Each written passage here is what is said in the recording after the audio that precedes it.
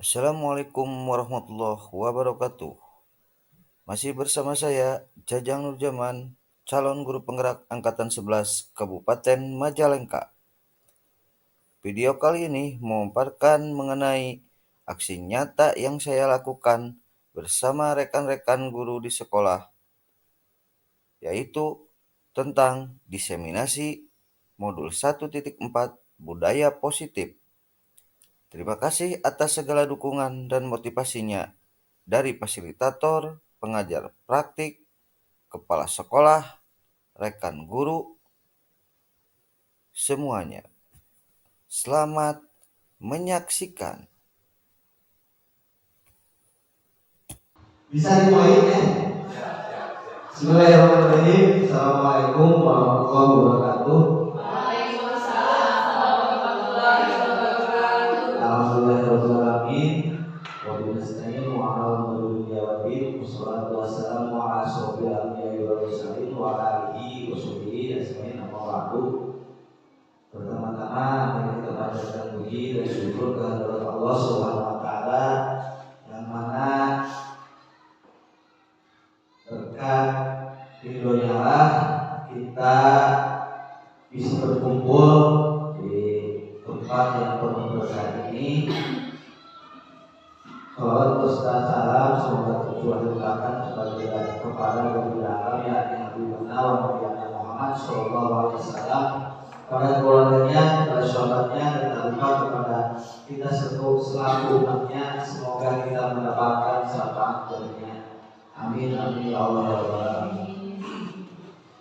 Bapak Ibu yang saya hormati,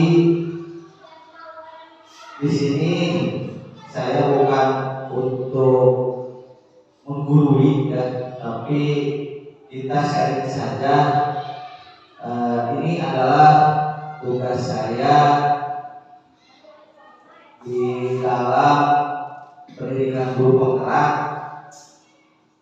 Saya sudah mencapai modul 1.4 dan ini adalah aksi nyata saya untuk menyampaikan materi apa yang telah didapatkan di guru penggerak, dan kita sharing saja. Dan mungkin untuk materi ini kemarin kita telah bahas ya. Alhamdulillah kita mendapatkan poskin, dan di sana kita ada in-house training namanya atau IHT ya. Dan materi yang ada di dalam IHT ini dan yang mau disampaikan oleh saya ini sebenarnya itu sudah tersampaikan. Namun saya tetap harus menyampaikan, dan mungkin kita ini kita sering saja kita berbagi pengalaman yang sudah terjadi dan yang sudah dilaksanakan oleh Bapak Ibu di kelas. Mungkin itu dan kita jangan tekankan Bapak Ibu, kita relax aja, kita berbagi aja ya. Tidak seperti yang para narasumber yang kemarin lah gitu. Di sini kita akan berbagi, atau saya akan menyampaikan tentang modul 1.4 yaitu tentang budaya positif. Ya, apa sih itu budaya positif? Ada yang tahu apa sih itu budaya positif? Budaya itu apa? Kebiasaan ya. Kebiasaan. Kalau positif itu jelas berarti hal-hal yang baik, ya. Hal-hal yang baik. Berarti kebiasaan yang baik. Nah itu berarti kita itu di sekolah harus membiasakan, ya, harus menerapkan budaya positif. Nah ini ya, harus membiasakan budaya positif.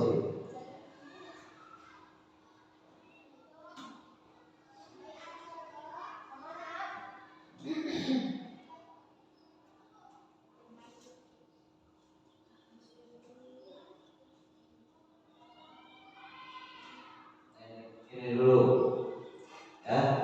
ini saya akan memperkenalkan dua orang yang hebat ya. Yang pertama Ibu Pipit Agustina SPD MPD sebagai fasilitator sebagai fasilitator saya yang kebetulan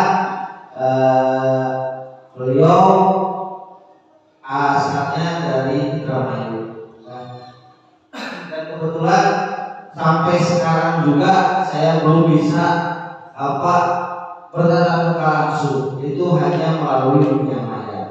Nah ini yang kedua yaitu Ibu Nining Sri Mulyani SPD. Itu adalah pengajar praktek saya yang suka mendampingi saya dan kebetulan kesini berarti udah 2 kali ya itu. Nah di sini ada agendanya. Yang pertama pembukaan ya, dan yang kedua pemaparan materi tentang disiplin positif ya, nilai kebajikan universal, terus teori motivasi, hukuman, pekerjaan dan restitusi, keyakinan kelas, ada kebutuhan dasar manusia dan dunia berkualitas. Kita ada tanya jawab juga ya, nanti ada speaking, terus pemaparan materi tentang restitusi 5 posisi kontrol. Terus ada restitusi segitiga restitusi. Ada simulasi segitiga restitusi. Nanti ada videonya ya. Kita video saja yang terakhir penutup. Dan untuk mempersingkat waktu, marilah kita buka saja kegiatan ini dengan mengucapkan basmalah. Bismillahirrahmanirrahim. Nah ini Bapak Ibu ya, ini saya akan memperlihatkan tentang kegiatan-kegiatan. Nah ini hal yang paling mudah yang dapat dalam menanamkan budaya positif adalah dengan membuat kesepakatan kelas ya. Nah itu ya, yang kemarin yang telah dijelaskan oleh para narasumber bahwa hal yang paling mudah itu yang dilakukan untuk menanamkan budaya positif itu adalah dengan keyakinan keras. Mengapa demikian? Ada yang tahu nggak mengapa demikian? Supaya ada batasan. Supaya ada batasan.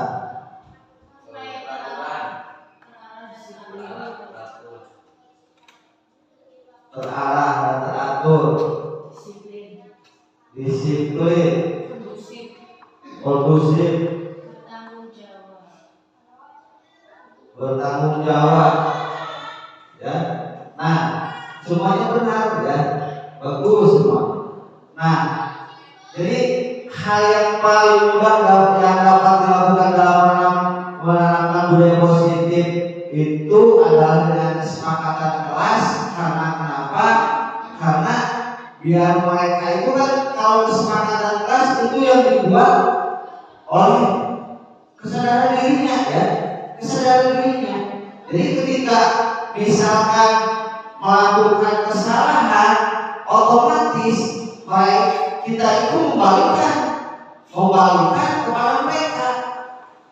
Ayo, misalkan, kenapa kalian melakukan kesalahan tersebut? Apa konsekuensinya ketika kalian melakukan kesalahan? Jadi pasti budaya-budaya positif itu, misalkan hal yang kecil aja, membuang sampah pada tempatnya, itu kan? Nah, membuang sampah pada tempatnya. Kalau misalkan mereka atau siswa, salah satu siswa membuang sampah sembarangan, otomatis kita itu atau temannya itu memperingati, kamu membuang sampah sembarangan, apa konsekuensinya? Nah, jadi kembali lagi kepada siswa. Tuh, kesepakatan kelas dapat membantu membentuk lingkungan, ya, lingkungan kelas yang kondusif dan mendukung tumbuhnya budaya positif. Itu kesepakatan kelas disusun dan dikembangkan merupakan bersama-sama antara guru dan murid. Ya, kesepakatan kelas yang menuntut nilai-nilai positif akan berujung pada keyakinan kelas. Keyakinan kelas merupakan kesepakatan kelas yang diyakini bersama oleh guru dan murid selama proses belajar itu. Ya, nah, jadi kesepakatan kelas itu bisa membentuk lingkungan yang kondusif atau suasana kelas yang kondusif. Ya, misalkan kan tadi kan membuang sampah pada tempatnya, terus misalkan kalau menghargai sesama teman. Nah, menghargai sesama teman. Maksudnya gimana menghargai sesama teman? Ketika misalkan ada yang ikut, berarti kan itu tidak menghargai sesama teman. Itu ya. Otomatis kalau misalkan si anak atau siswa-siswa udah menyepakati tersebut, ketika ada yang ribut, konsekuensinya gimana? Misalkan, Pak udah aja suruh duduk di depan, itu kan bukan hukuman kan, tapi itu konsekuensi dari anak-anaknya. Itu seperti itu ya.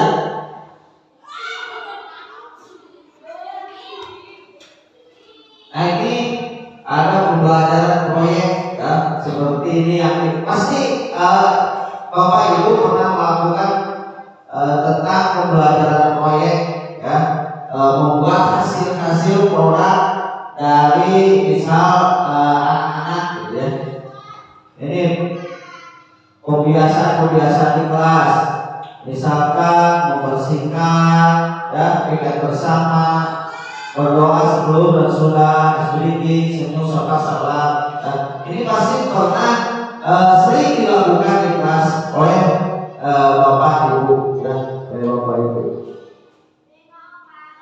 Nah, ada kolaborasi ya, ada sholat duha, kegiatan kultum, berkolaborasi dengan teman sejawat ya, itu pasti seringnya kita sering melakukan hal yang begitu. Kegiatan Sabtu bersih, nih, upacara bendera.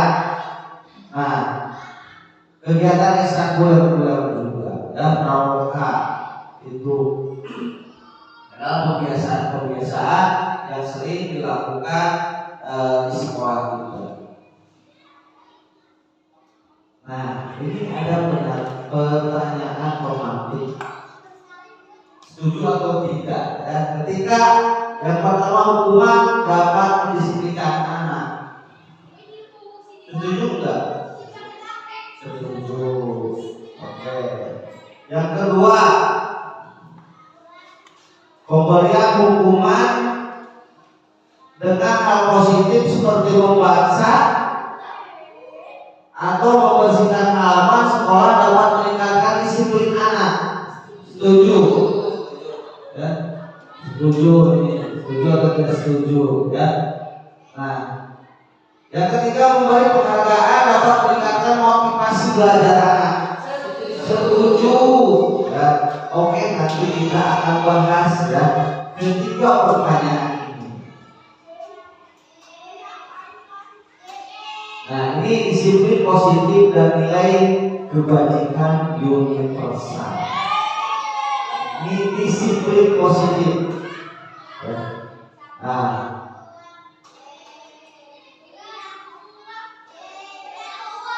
coba sekarang ini, saya pengen bantuan salah satu orang pengen bantuan. Siapa yang mau membantu saya di sini? Boleh perempuan boleh. Padahal boleh ya, padahal di sini. Misalkan ini, misalkan saya tuh pasti punya, saya dan Pak Adi punya sesuatu yang sangat berharga. Misalkan sesuatu yang sangat berharga sekali.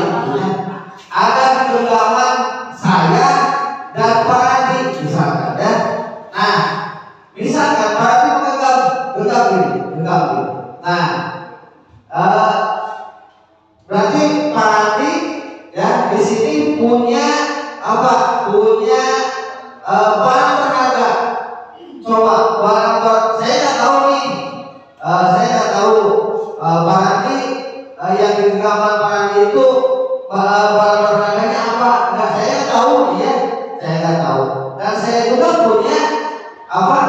barang berharga, Bapak Ibu, barang berharga ya.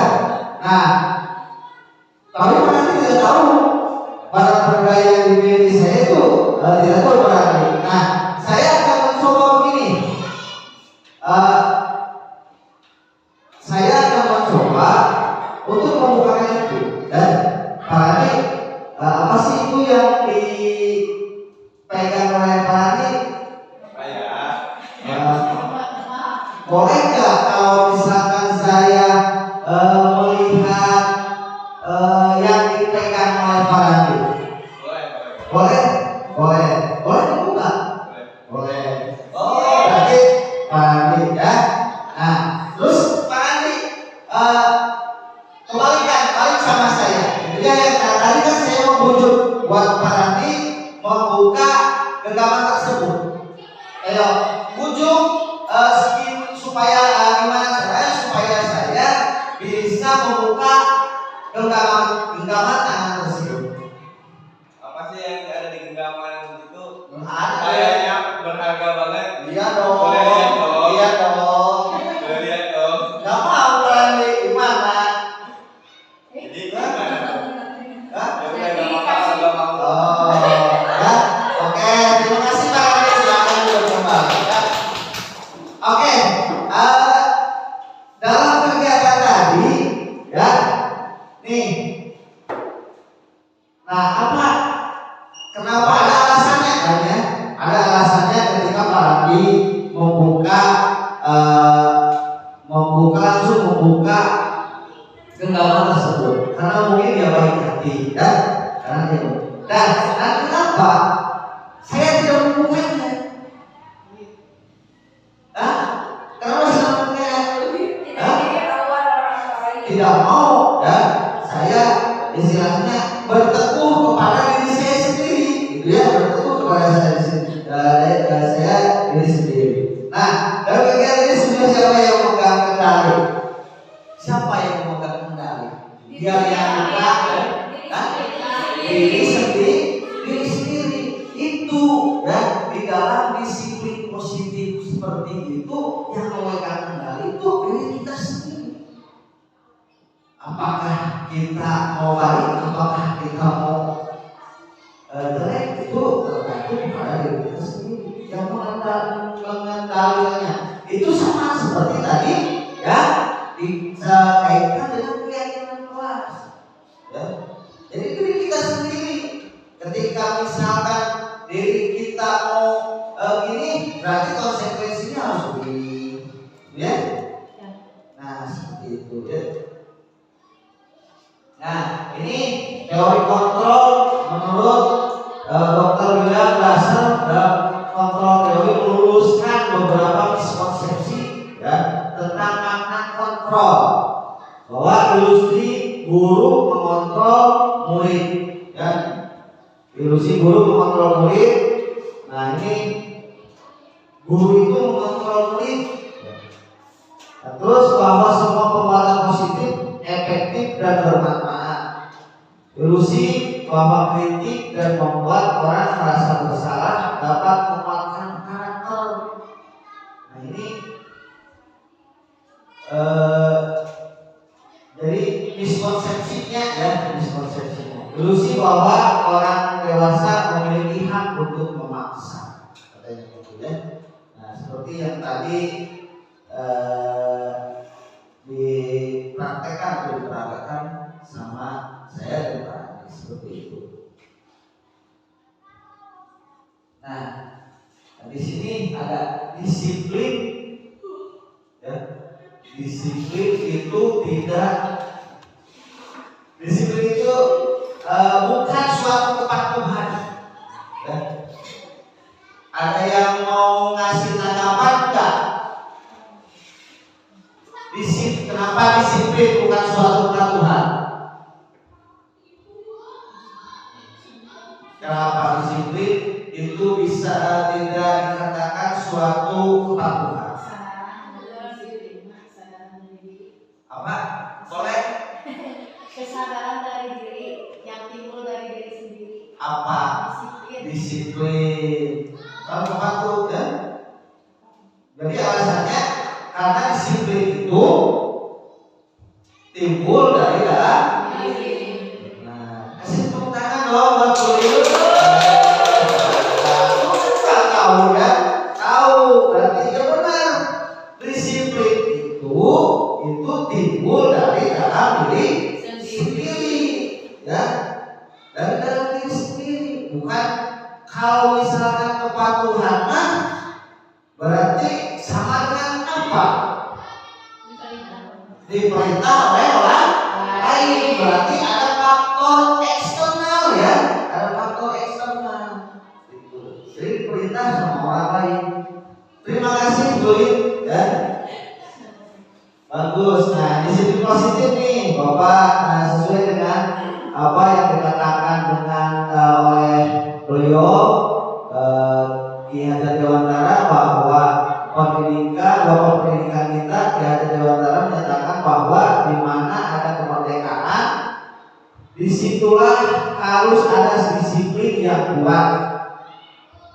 Sungguhpun disiplin itu bersifat self disiplin, yaitu kita sendiri yang mewajibkan kita dengan sekeras-kerasnya.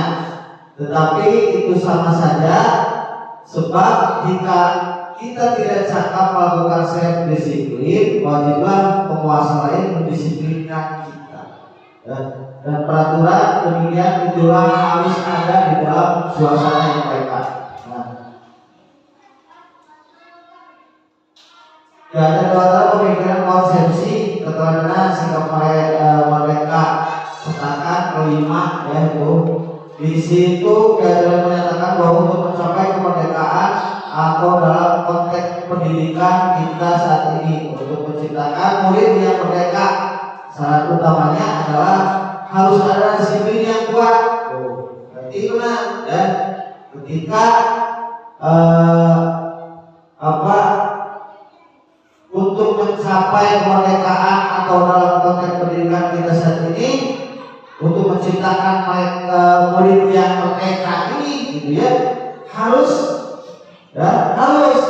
ada disiplin yang kuat. Itu. Jadi yang dimaksud dengan pendidikan yang merdeka itu bukan seolah semau anak-anak, tapi tidak jadi tidak keluar konsep gitu. Tapi tetap kita membimbingnya, ya. Nah, gimana cara membimbingnya? Kita temukan dulu, ya. Pendidikan atau ada kedisiplinan yang kuat dengan cara apa? Ya tadi, ya. Itu bukan karakternya. Itu bukan hanya oke. Sekarang misalkan di kita ada kurikulum merdeka itu berarti kelas 1, kelas 2, kelas 4 dan kelas 5. Nah, itu harus menerapkan penerapan disiplin karakter, ya, atau jadi harus menumbuhkan pendidikan karakter, ya. Nah, bukan di kelas itu saja. Ini sebenarnya di kelas yang lain yang masih kurikulum 2017, 13 itu harus, ya, supaya menjadi kebiasaan nantinya, ya, supaya menjadi kebiasaan.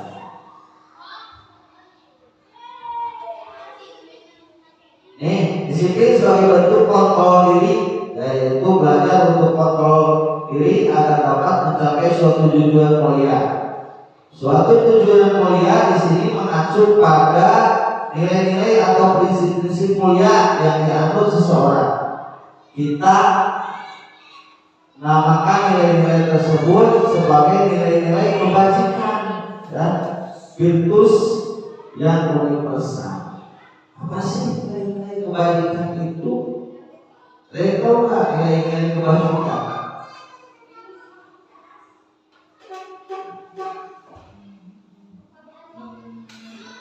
Kalian tahu nilai kebajikan?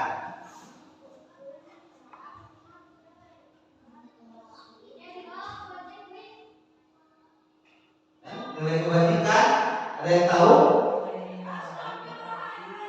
Nilai-nilai kebajikan.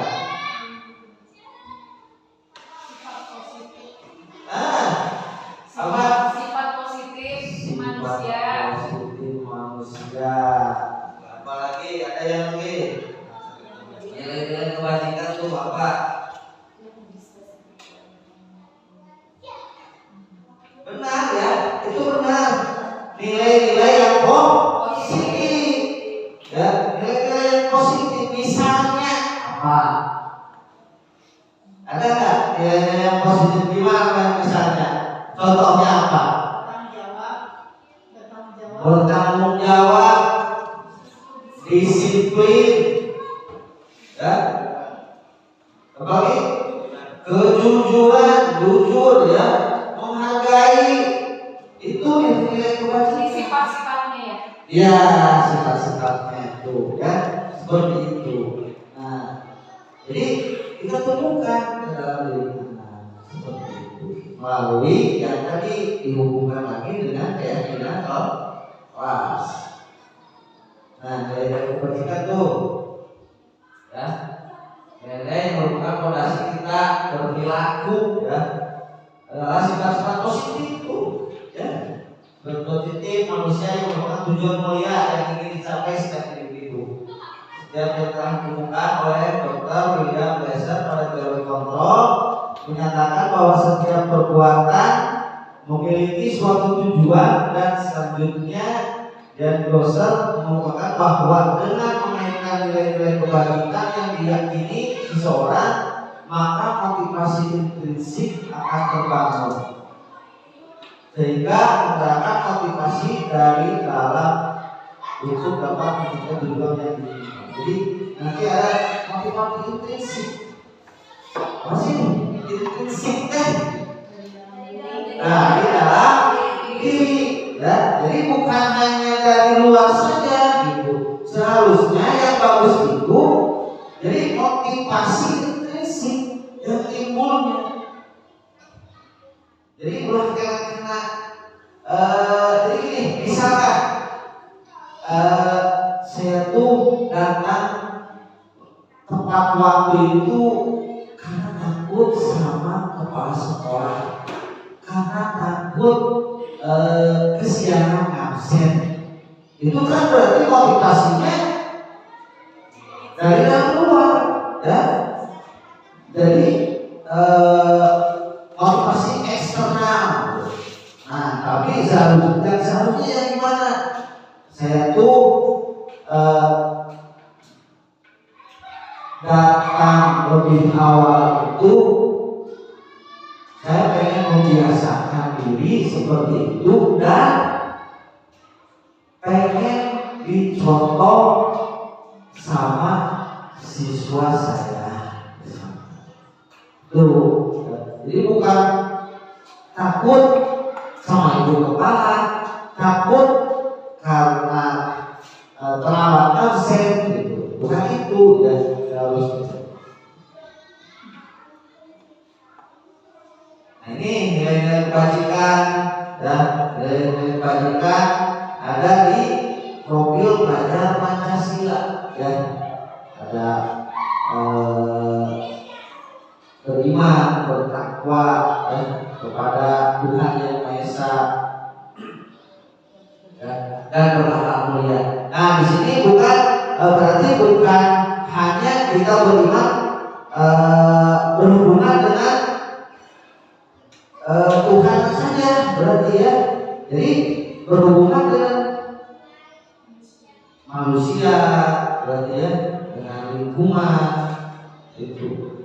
Terus ada berkebinekaan global. Berkebinekaan global itu berarti menghargai budaya ya, menghargai budaya di lingkungannya. Nah, ini kemarin kan kita sudah bahas ya. Kita sudah bahas di nanti masalah ini. Nah, berkebinekaan global itu tentang budaya. Nah, ditanyakan apa sih di sini budaya, kearifan lokalnya tuh ada enggak biasanya?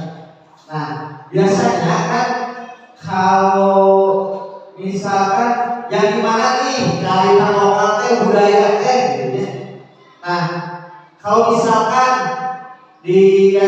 ngurus pegunungan tuh, daerah pegunungan itu masih ada ya tentang budaya-budaya. Apa budaya-budayanya? Ada yang tahu nggak? Nah, paresan, pesta rakyat, misalkan seperti itu ya. Terus kalau misalkan berhubungannya dengan apa? Berhubungan dengan agamanya, tentang budaya yang berhubungan dengan agamanya, istighosahnya. Terus ada bubur surah ya, bubur surah seperti itu kan. Nah terus gotong royong, nih gotong royong otomatis itu ya, berarti ya berhubungan dengan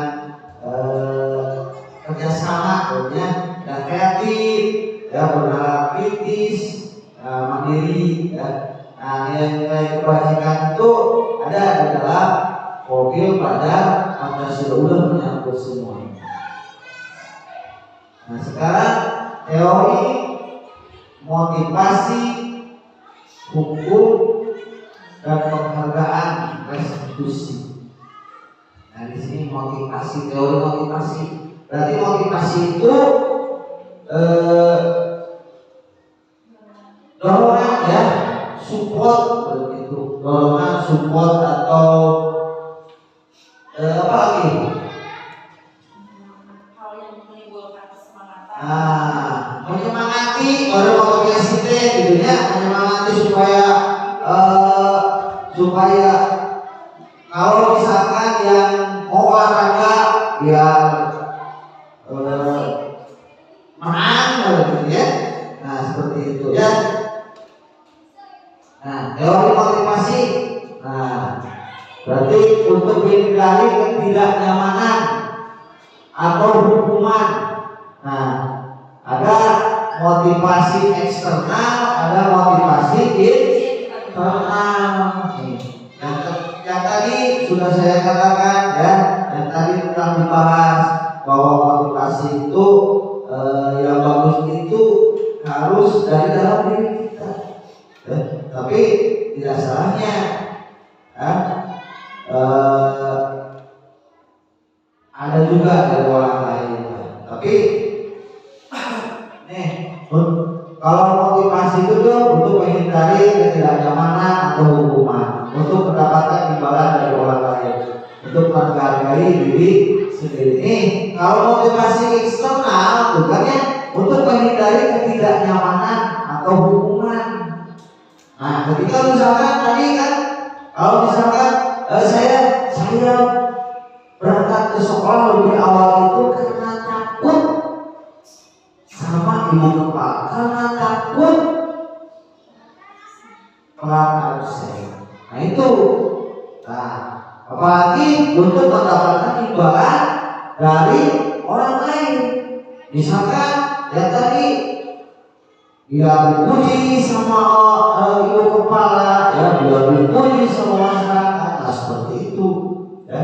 Nah tapi kalau motivasi internal itu menghargai diri sendiri. Jadi nanti kesananya disiplin positif itu akan timbul, dan budaya-budaya positif itu akan timbul. Jadi udah mendarah daging mungkin seperti itu ya. Nah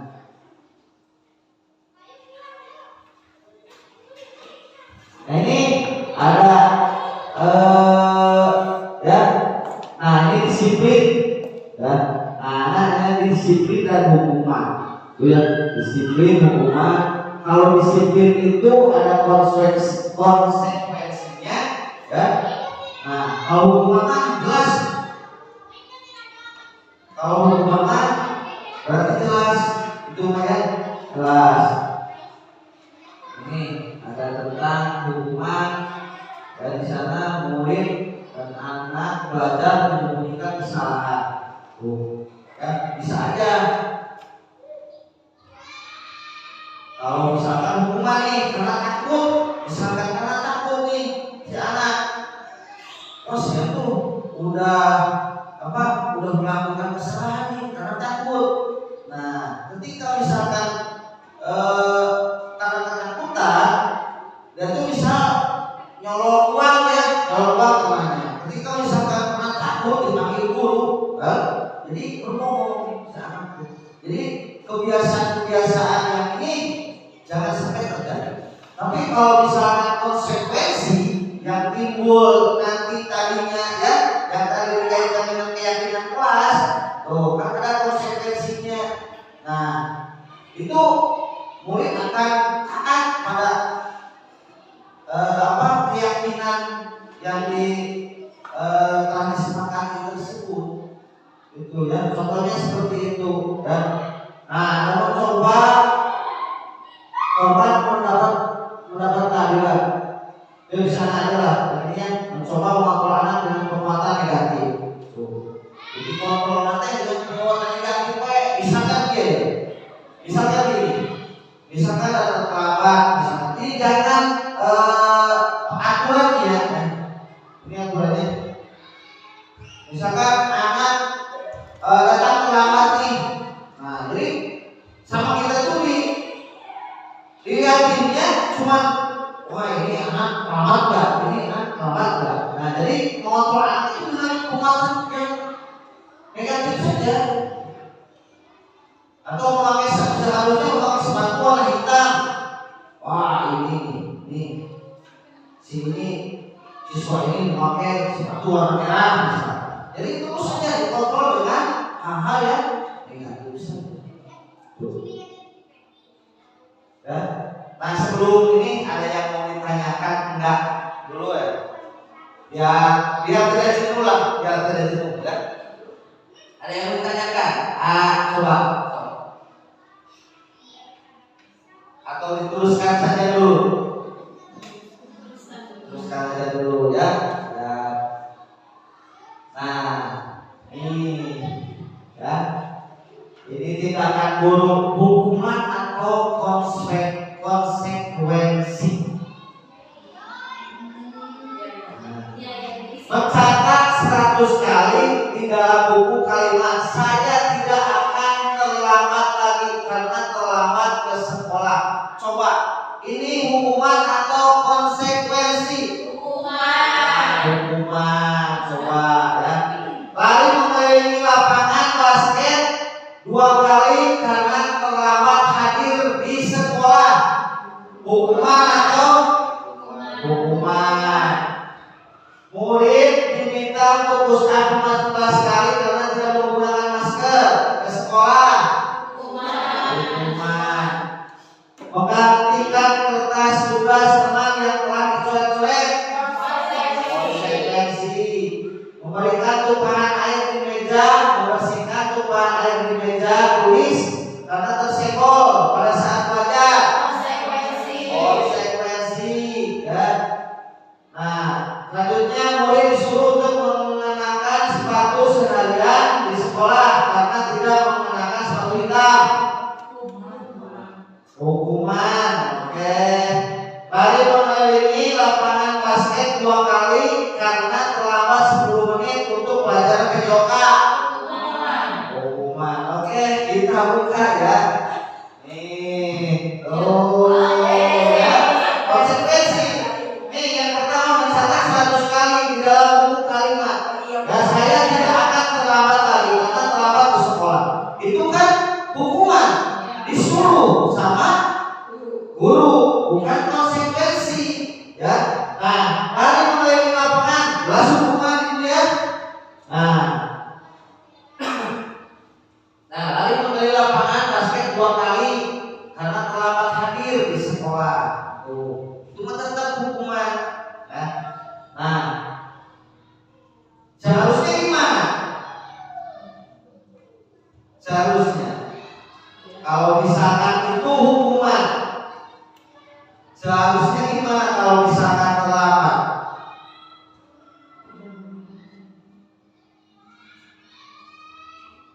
Ada konsekuensinya berarti kan? Nah, misalkan ketika pelajaran, nah seperti itu kan, masuk terlambat ke sekolah, otomatis ada jam pelajaran pertama, kan? Nah itu ada kesepakatan kelas lagi.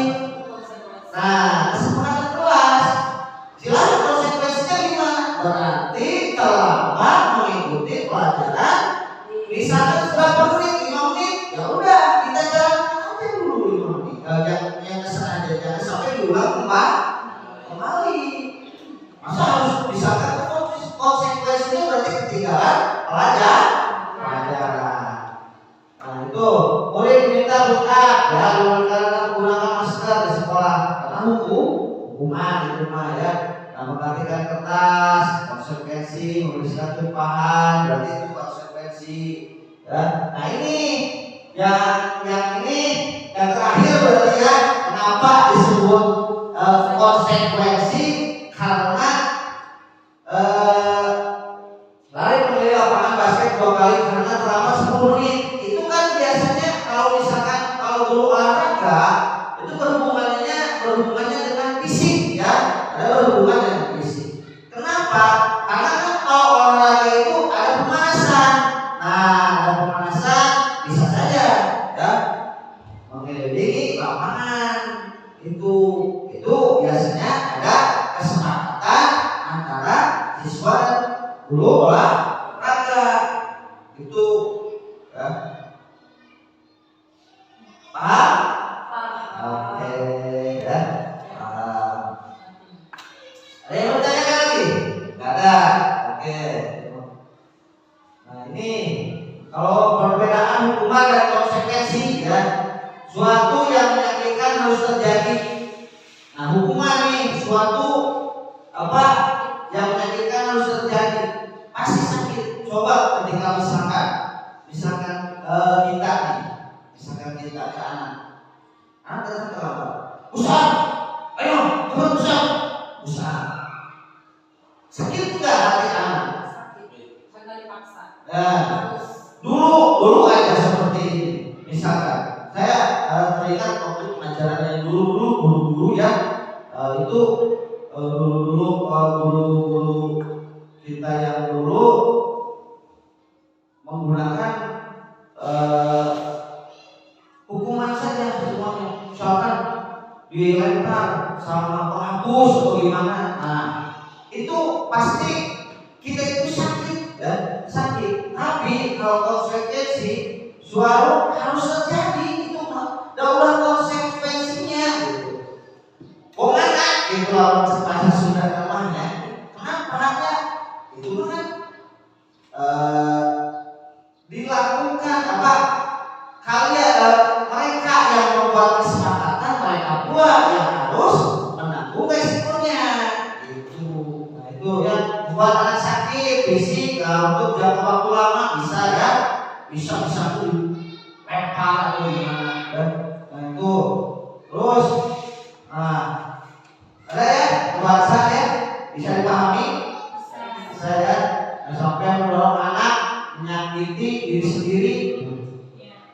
Bisa menyakiti diri sendiri. Misalkan kenapa? Karena mungkin terlalu disalahkan tanpa misalkan mencari dulu akar permasalahannya ini kenapa? Ini langsung ditegur misalkan datang terlambat. Kenapa? Datang terlambat. Misalkan kan dia sampai dilempari sama anak-anaknya ya? Seperti itu, dilempari anak-anaknya.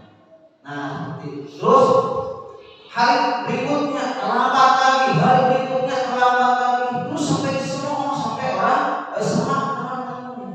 Ketika udah sakit hati, ya itu bisa mencelakai diri sendirinya dengan cara bisa bunuh diri atau gimana, ya. Nah, tanpa melihat dulu, menanyakan dulu akan permasalahannya seperti apa. Itu. Tapi kalau konsekuensi, ya, ini nanti ada hubungannya dengan segitiga restitusi, ya, segitiga restitusi. Nanti ada hubungannya yang akan kita pelajari nanti akan kita bahas. Nah itu, ya, konsep diri yang buruk itu, ya. Anak belajar untuk menyembunyikan kesalahan. Tadi, ya. Nah, dihukum oleh penghargaan nih. Dihukum oleh penghargaan. Pengaruh jangka pendek dan jangka lama pengaruhnya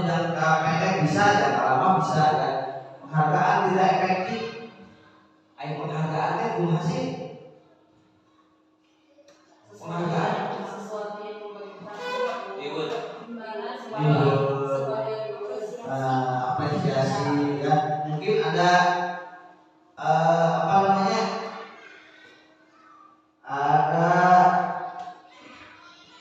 ada gimana ya, jadi gini, ketika dihukum oleh penghargaan ini sebenarnya pasti kalian Bapak Ibu dan saya juga pernah merasakan di sekolah, di kelas, dan tidak menyadari ketika anak yang pintar atau anak yang cepat tanggap itu dikasih apresiasi, benar nggak? Benar kan? Tanpa disadari anak yang tidak pandai dan anak yang apa namanya, yang kalau bisa dikatakan kalau mau bodoh, nah yang tidak pandai, yang belum misalkan mengerjakan tugasnya, itu diabaikan oleh kita, ya, diabaikan oleh kita tanpa ngasih apresiasi. Nah seharusnya gimana? Seharusnya itu jangan dibeda-bedakan. Ketika misalnya yang pandai atau yang cekatan udah beres mengerjakan tugas, itu kasih apresiasi, bagus, ya. Terus kerjakan soal yang berikutnya. Nah, ketika misalnya itu, kasih kita motivasi, kasih kita penghargaan, bagus, kamu berusaha, coba lanjutkan, coba kerjakan. Yang lain udah, kamu belum, gak apa-apa, sok aja, ya, gak apa-apa, sok terus lanjutkan. Pokoknya gimana caranya kita itu ngasih motivasi, ngasih penghargaan, ya, betul. Penghargaan mengurangi kecepatan, ya, penghargaan menurunkan kualitas, ya, penghargaan mematikan kreativitas, ya, penghargaan mungkin ada sebuah nilai, ya. Kalau penghargaan itu penghargaan merusak hubungan juga, ya, merusak hubungan. Jadi ketika misalkan kemarin ada ya kejadian, mungkin ya dari kita yang lain misalkan dikasih hadiah dan enggak, itu bisa merusak hubungan. Ketika misalkan di kelas, jadi kita itu jangan sampai ngasih hadiah sebuah reward, ya.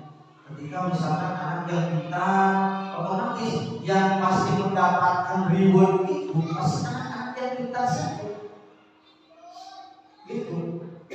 Nah itu akan merusak hubungan, akan merusak mentalitas anak. Harusnya gimana? Udah aja cukup dengan apresiasi, ya. Dan yang kurang cekatan juga kasih apresiasi. Gitu. Gimana caranya mengasih apresiasi? Yakin Bapak Ibu akan bisa gimana caranya ngasih apresiasi kepada anak yang tidak cekatan, mungkin seperti itu. Nah, tuh bentuk program kebajikan apresiasi, berikan pengakuan 100 dus, ya. Berikan pengakuan secara pribadi, ya. Berikan pengakuan secara konsisten, fokus dan proses itu. Nah, ciri restitusi, sekarang masuk ke restitusi, ya.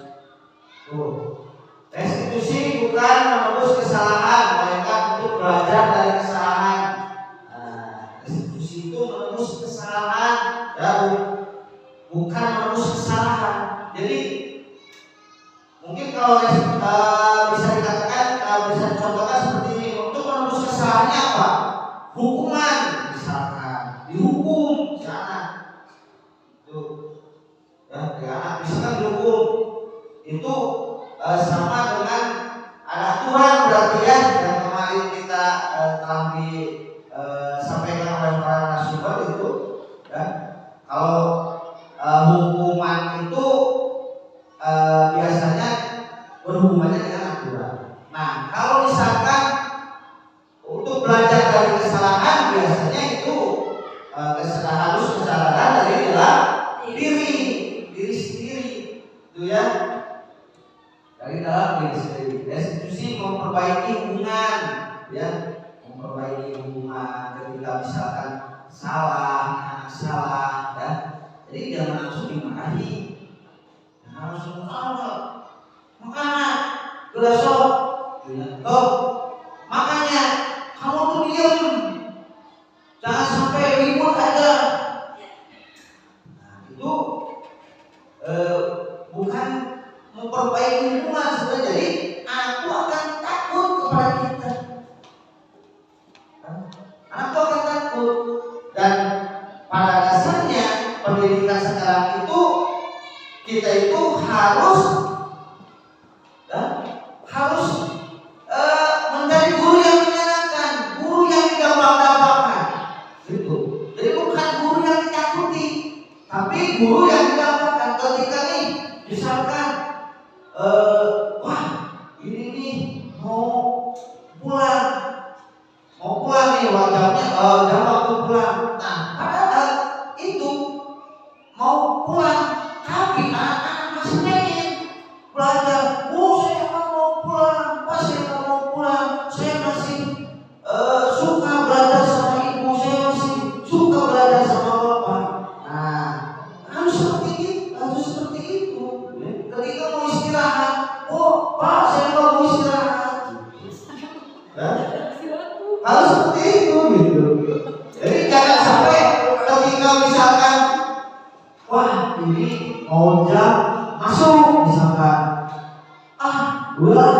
gurunya juga atau pak gurunya juga di kantor saja, dia bilang jalan enak, kita mah jajan kemana. Nah saya coba jangan sampai gitu. Jadi harus sampai kita itu dinanti-nantikan gitu. Seperti itu ya. Sebuah itu restitusi, sebuah cara menanamkan disiplin positif pada murid, ya. Ciri restitusi. Restitusi memperbaiki hubungan, yaitu yang tadi restitusi adalah tawaran bukan paksaan. Nah, tawaran tuh. Sebuah restitusi menuntut untuk melihat ke dalam dirinya. Nah, ini restitusi, ya. Restitusi diri yang syarat yang paling baik. Restitusi fokus pada karakter bukan tindakan, ya. Jadi menanamkan karakter nantinya, menanamkan karakter dihubungkan lagi dengan keyakinan yang tidak disepakati oleh dirinya, kembali lagi kepada diri. Misalkan ini membuang sampah sembarangan nih, membuang sampah sembarangan. Jadi itu kan salah. Jadi jangan sampai kita itu memfokus itu salah, harusnya gimana. Nah jadi jangan sampai itu ditanya, ya itu salah, kamu harusnya membuang sampah itu pada tempatnya. Jadi jangan sampai itu. Restitusi itu tidak seperti itu, mengajarkan seperti itu. Tapi restitusi itu ketika nanti ada ya, ketika misalkan anak itu salah, ya, jadi jangan terus dipuji salah, dikembalikan lagi. Kenapa kamu membuang sampah sembarangan? Terus kalau misalkan membuang sampah sembarangan, itu akan bagaimana? Jadi ditanya terus. Kita itu cuma menanya kepada dirinya untuk, jadi tidak menyalahkan. Kita itu menanya kesalahan dia itu apa, dan dia yang melakukan kesalahan, ya, yang melakukan kesalahan, dia juga yang menyampaikan mengaku kesalahan dirinya sendiri. Dan nanti kesananya dia itu akan menyadari bahwa saya itu salah. Terus harusnya gimana? Nah, harusnya kan seperti itu. Tuh kan? Nah, Yesus mengembalikan murid yang melakukan kesalahan kembali kepada kelompoknya, kepada dirinya sendiri.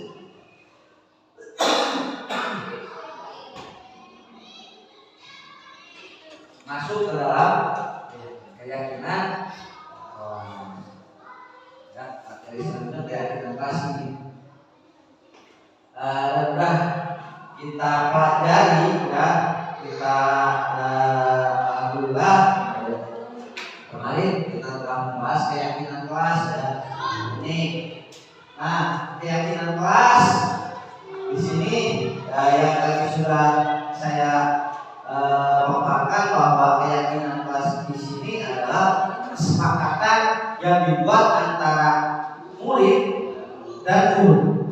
Ya, jadi bukan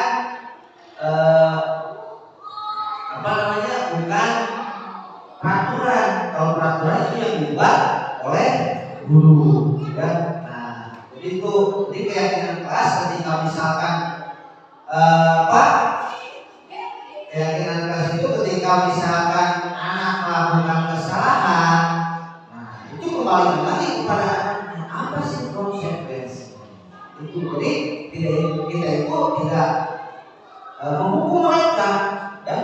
Nah, kan kemarin telah ada sesuatu kejadian seperti yang kemarin yang memang kita itu tidak salah. Ya, tidak salah. Nah, akan tetapi itu kembali lagi sebenarnya kepada kita. Kembali lagi kepada kita. Kitanya sudah memiliki kesepakatan enggak? Ya, dengan mereka, dengan orang tua siswa misalkan. Udah enggak? Tetap posisi kontrolnya itu kita harus ada. Harus ada. Dan kita harus berperan tetap. Ya. Karena di lingkungan sekolah itu ada guru, ya, ada murid, ada orang tua, ya, ada monitor, itu. Nah, bahwa keyakinan kelas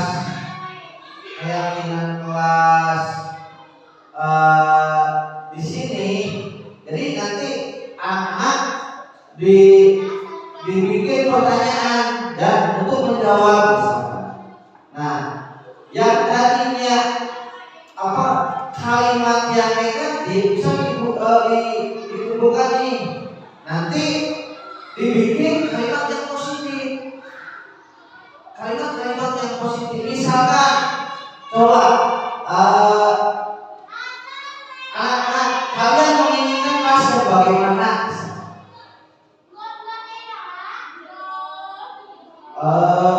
Saya menginginkan kelas yang bersih misalkan. Terus kalau di kelas itu harusnya bagaimana? Kalian itu harusnya bagaimana pengennya? Tidak membuat sampah sembarangan. Nah, misal contoh kalimat tidak membuat sampah sembarangan itu negatif positif. Kenapa?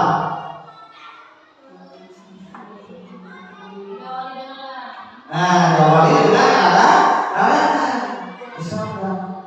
Ya. Nah, harusnya gimana?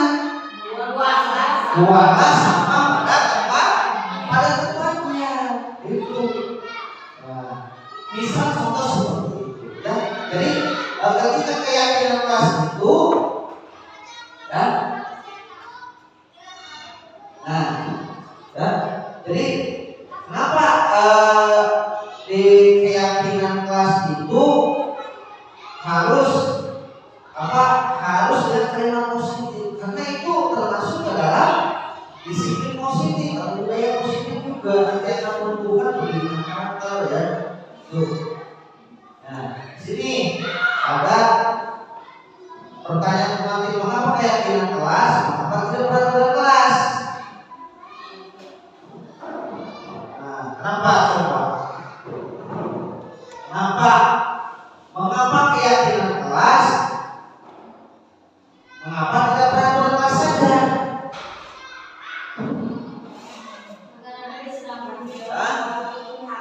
Apa? Karena disepakati oleh dua pihak. Ya. Mengapa tidak peraturan kelas? Peraturan yang dibuat oleh guru. Ya. Nah, coba. Mengapa keyakinan kelas? Karena, ya, kalau keyakinan kelas itu dibuat oleh kedua belah pihak dan nanti akan menimbulkan budaya positif atau kedisiplinan positif. Yang tadi telah dikatakan dari bahwa kalau misalkan keyakinan kelas itu jika mereka melakukan kesalahan, itu konsekuensinya dikembalikan lagi kepada mereka. Ya, kalau misalkan mengapa tidak peraturan? Karena peraturan kelas itu dibuat oleh guru, ya, dan peraturan itu yang jelas nantinya akan menimbulkan hukuman, itu hukuman, dan tidak boleh berarti sekarang adanya hukuman. Nah, mengapa adanya keyakinan kelas penting untuk terbentuknya sebuah budaya positif? Yaitu, ya, yang tadi telah dikatakan, ya, nah itu akan terbentuk sebuah budaya positif, ya. Bagaimana wujud sebuah keyakinan kelas yang efektif? Bagaimana mewujudkan sebuah keyakinan yang kelas yang efektif? Disetujui oleh kedua belah pihak. Bisa saling saling menyemangati. kemudian saling mengingatkan, ya, disetujui oleh kedua pihak, ya. Bagaimana mewujudkan sebuah keyakinan kelas yang efektif, gitu ya, seperti itu.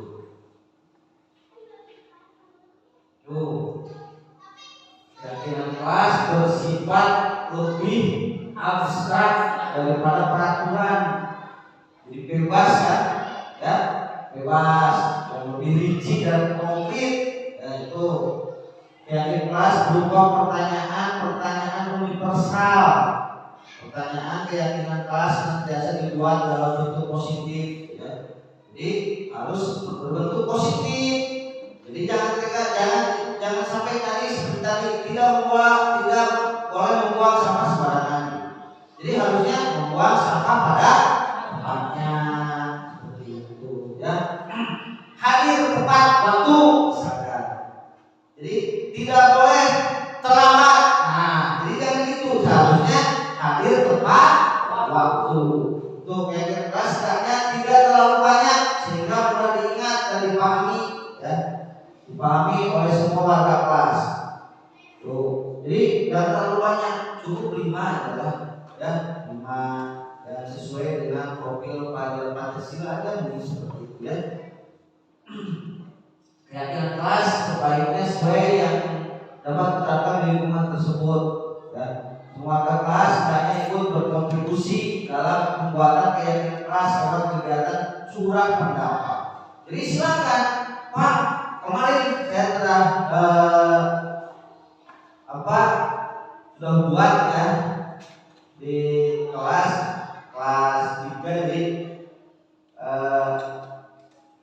masih bingung, memang masih bingung, ya, gimana sih sampai ada yang ditanya, kalian menginginkan kelas yang bagaimana? Ada yang menanya nyeleneh, saya pengennya kelasnya yang ada kolam renang, katanya. Ya, ada kolam renang, ada yang ruangan kopi, katanya. Ya, jadi memang harus dibimbing karena mungkin ini awal mungkin buat anak-anak, ya. Jadi kita itu harus bimbing ketika misalkan. Tapi kalau misalkan sudah diarahkan, alhamdulillah saya akan tersebut ngerti. Maksudnya begini. Jadi misalkan kalau di kelas itu, kalau misalkan di kelas buat kotor gimana? Nyaman enggak? Enggak. Kalau misalkan berisik di kelas nyaman enggak? Enggak. Fokus enggak? Enggak. Nah itu, ya. Jadi berarti di kelas itu harus bagaimana? Mengingatkan yang bagaimana? Yang bersih, Pak, nyaman, Pak. Oh, ya udah, berarti mengingatkan yang seperti itu. Jadi kita bimbing, Pak, ada yang sama, ada. Jadi intinya kemarin tuh nyaman, bersih, nyaman, bersih. Udah gitu aja. Berarti anak tuh ketika misalkan anak nyaman, di ruangan nyaman, di ruangan bersih, kondisi pembelajaran itu akan efektif, mungkin seperti itu. budaya-budaya yang nanti akan menimbulkan budaya positif juga. Ini contoh misalkan keyakinan kelas ya, kuliah ini berkebinekaan global itu di sana ya. Ada kami meyakini pramulia, kami meyakini bahwa pramulia merupakan nilai kebajikan yang penting untuk menjadikan kami ya. Kami berkarakter dan melakukan kebiasaan. Ini contohnya yang saya buat ya, di keyakinan kelas. Jawab. Dari tadi yang saya paparkan sampai sekarang apa dan apakah udah mengerti atau ada yang mau ditanyakan mungkin? Silakan kita pecahkan bersama. Bukan wah saya pasti bisa menjawab, enggak. Belum tentu saya bisa menjawab. Kita sharing aja. Ketika saya ada pertanyaan dari Bapak Ibu, saya akan lemparkan lagi mencari solusinya ya. Dan kalau misalkan saya jawab.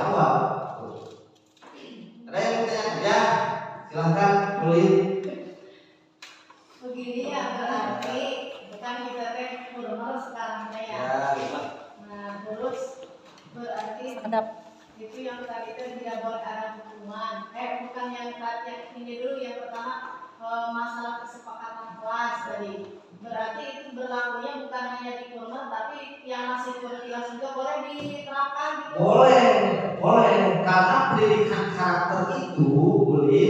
Jadi bukan saja diterapkan di kurikulum merdeka saja, kurikulum juga harus diterapkan karena itu akan menumbuhkan pendidikan karakter yang akan nantinya membiasakan kebiasaan budaya positif ya, seperti tanggung jawab ya, disiplin. Nah itu kan yang kita harapkan. Akan tetapi bukan dipaksakan ya. Nanti yang harus itu dipaksa, terpaksa nantinya dan terbiasa gitu. Tapi oleh dirinya sendiri kan misalkan tidak membuang sampah sembarangan Pak, harus membuang sampah pada tempatnya. Berarti kalau misalkan membuang sampah pada tempatnya, berarti kalau misalkan kalian membuangnya di lapangan itu boleh nggak? Tidak boleh Pak. Berarti harusnya kemana? Ke sampah, ke tong sampah. Nah itu kan dibalikkan kerjanya. Nanti pasti akan ingat ketika misalkan melakukan kesalahan. Jadi jangan langsung tegur gini, kamu tuh mau buang sampah sembarangan, buang sampah pada tempatnya. Nah seharusnya itu boleh panggil sini ya. Misal si Andi misalnya, Andi ke sini. Ya bu, pasti dianya juga kadang-kadang ada yang lupa. Nih kenapa dipanggil? Ada yang bertanya-tanya. Dan ada juga yang misalnya merasa diri sendirinya. Ini saya tuh. Nah, tapi kita itu tenangkan dulu, berusaha tenangkan dulu. Nanti itu ada di segitiga restitusi ya. Ada di segitiga restitusi. Jadi kita tenangkan dulu. Yang pertama kan validasi identitas ya. Nah nanti yang kedua bukan identitas apa ya, menstabilkan identitas ya. Yang kedua tuh nanti validasi tindakan yang salah. Yang ketiga menanyakan keyakinan. Nah jadi awal itu kan tanyakan dulu. Nanti misalkan kenapa kamu mau sampah? Gimana kan? Wah, kamu jadi harus dengan lembut. Mengapa ada membuang sampah sembarangan? Terus coba misalkan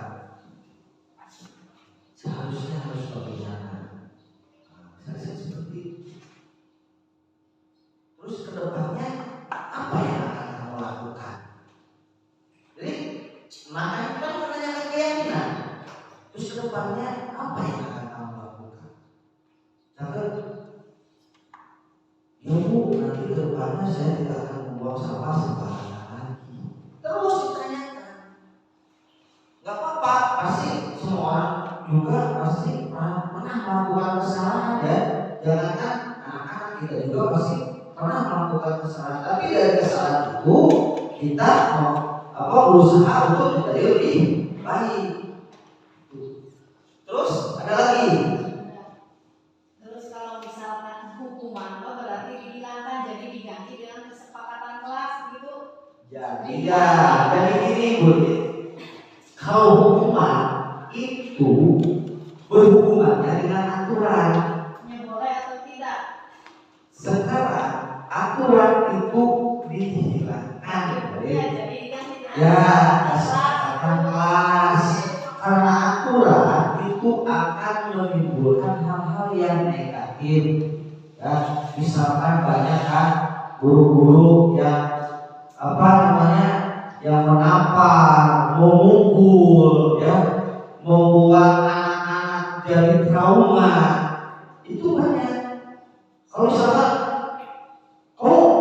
datang terlambat, keliling lapangan, lari keliling lapangan 10 keliling misalkan. Karena anak-anak itu terlambat tidak tahu kan karena kenapa, alasannya kenapa.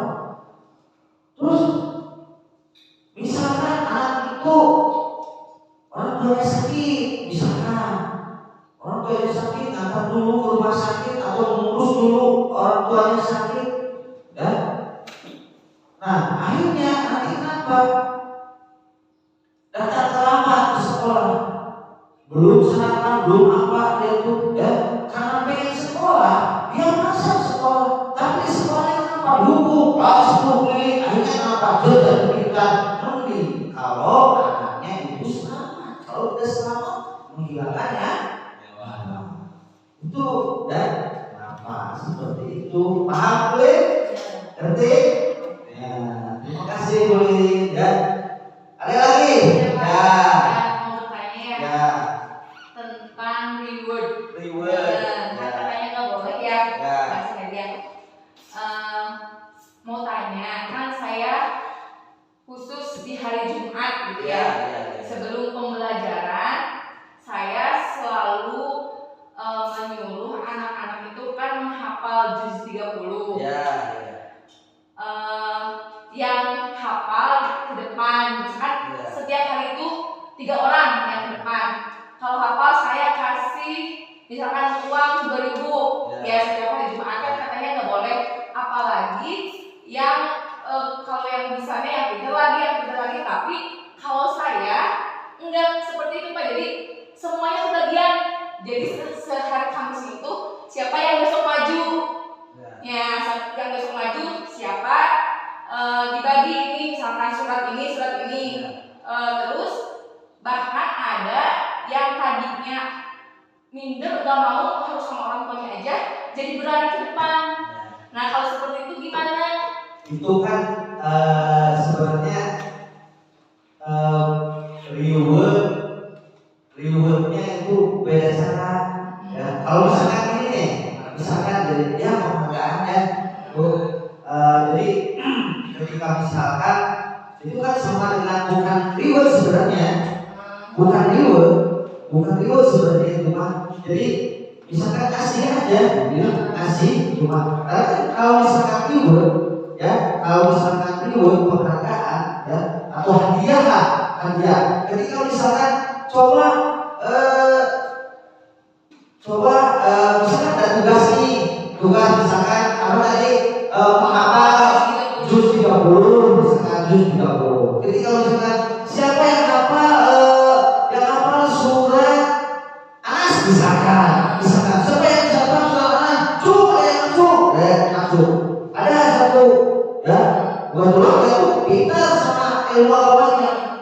Nah setiap hari pasti dia ada kalau misalkan suruh masih setiap hari, dan dia tuh pasti yang mendapatkan juga dia juga gitu. Nah itu beda lagi, itu mah kasusnya ya. Dia tuh reward tuh ketika kita bagaimana itu kan ngasih ya, mungkin ngasih imbalan lah, bisa disebut imbalan. Jadi bergilir gitu. Ya, berani. Ya, itu kan ya kan mungkin, mungkin itu kan motivasi mungkin, tapi kita kembali lagi ada motivasi eksternal dan internal. Nah, ketika misalnya motivasi eksternal itu akan gimana dan motivasi internal itu akan gimana? Tapi kita itu sebenarnya apa ya? Banyak cara, jangan sampai istilahnya ketika misalkan di anak tuh naik mau tuh karena ada imbalannya gitu ya, seperti tadi kan ketika misalkan yang sudah dibahas, ketika misalkan saya datang tepat waktu karena pengen dipuji kan, banyak caranya ketika misalkan misalkan metode ini tidak mempan, ada metode lain. Coba carilah. Kita cari. Saya juga ya setelah misalkan menghadapi si Andri, ya ketika tadi lah kemarin menghadapi si Andri, pusing ketika ada menerapkan stop ya untuk menenangkan diri. Cuma si Andri saja yang ngeyel, wah Pak, ikut saya Pak, kan saya bukan mau untuk itu, tapi untuk menutup mata Pak, tidak ikut ingat Pak, tidak ikut kebayang, tapi dengan berbagai macam cara, yang akhirnya saya tuh udah, ambil dia dapat diam aja, jangan ngomong, diam, jangan ngomong. Udah gini, terus lah, pokoknya terus berbagai macam cara yang dia lakukan juga terus pusing aja. Nah, tapi akhirnya udah gini aja, nanti sok yang lainnya semuanya merem, relax, nanti diam aja dulu, diam. Terus saya berbagi, gimana caranya? Tapi dengan berusaha membaca yang sebisa-bisanya, jadinya misal Al-Fatihah, itulah, baik. Bukan dia yang kesurupan, tapi ya gitulah. Terus saya tuh langsung mengusap dirinya, wajahnya. Alhamdulillah dari sana, alhamdulillah. Jadi tenang, saya tenang, nggak ngomong lagi, nggak pilih lagi gitu. Jadi itu ya, kita itu melakukan pendekatan atau metode pendekatan terhadap anak itu gimana? Masih motivasinya itu seperti apa? Cari ya, kita itu banyak lah sekarang mah referensinya ya. Bagus sih sebenarnya, bagus tidak banyak, tapi kan yang tadi kita bahas bahwa motivasi itu ada motivasi internal dan eksternal. Yang bagus itu adalah motivasi internal dari dalam dirinya. Nanti ketika misalkan ke depannya, takutnya ke depannya itu ketika misalkan udah sekarang mah dikasih uang, nah jadi akhirnya tapi ketika misalkan dari dalam dirinya, walaupun ada uang tidak ada uang, tetap dia berjalan. Kalau saya mah itu Pak, jadi besok nih yang akan tampil, jadi itu kan dulu ke anak besok hafalin dulu yang lancar ya, jadi bergilir intinya mah setiap hari Jumat gitu, setiap pelajaran gitu.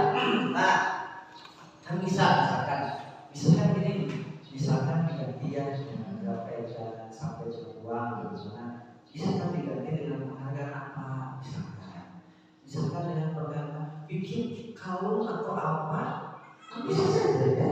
Apresiasi tepuk tangan. Oke, anak-anak kita kasih tepuk tangan. Ya, kita cukup dengan itu aja, memang cukup. Ketika takutnya nanti yang tidak bisa. Nah, tapi kalau nggak bisa pun ya penting saya mah maju ke depan gitu, dikasih aja. Ya, jadi intinya tetap yang tadi. Jadi ganti ya. Ganti caranya, jangan sampai gimana caranya untuk menumbuhkan